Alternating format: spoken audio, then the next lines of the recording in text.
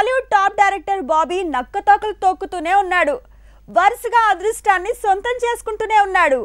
Young హీరోల నుంచి megastar వరకు బడా ఆఫర్లు పట్టిన బాబీ ఇప్పుడు రజనీకాంత్ సినిమాతో నెక్స్ట్ లెవెల్ కి వెళ్తున్నాడా?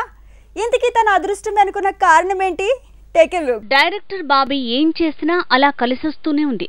అంతా పెద్ద హీరోల సినిమా ఆఫర్లే తనకి క్యూ కడుతున్నాయి. చిరంజీవితో వాల్తేరు వీరయ్య హిట్ పడిన వెంటనే దిల్ రాజు ప్రొడక్షన్ లో రజనీకాంత్ తో సినిమా ఓకే అయిందనే వార్తలు వచ్చాయి. లెక్కలు మారాయి. అసలు బాబీ తన కెరీర్ లో తీసినవి 6 డజన్ సినిమాలు కూడా లేవు. అందులో సర్దార్ గబ్బర్ సింగ్ తప్ప అన్ని మాస్ హిట్లే. అదే తన ఫేట్ ని మార్చిన అంశం. వాల్తేరు వీరయ్య కంటే ముందు మల్టీ స్టారర్ మూవీ వెంకీ మామ తీస్తే అది బాక్స్ ఆఫీస్ ని షేక్ చేసింది. అలా బాబీకి వరుసగా మాస్ హిట్లు పడటం, వెంటనే పెద్ద హీరోల నుంచి ఆఫర్ అందటంతో అదృష్టవంతుడిగా మారిపోయాడు. నిజానికి సర్దార్ గబ్బర్ సింగ్ ఫ్లాప్ అయినా కూడా ఆ తర్వాత జై లవకుశ రూపంలో ఎన్టీఆర్ తో సినిమా ఛాన్స్ వచ్చింది బాబీకి.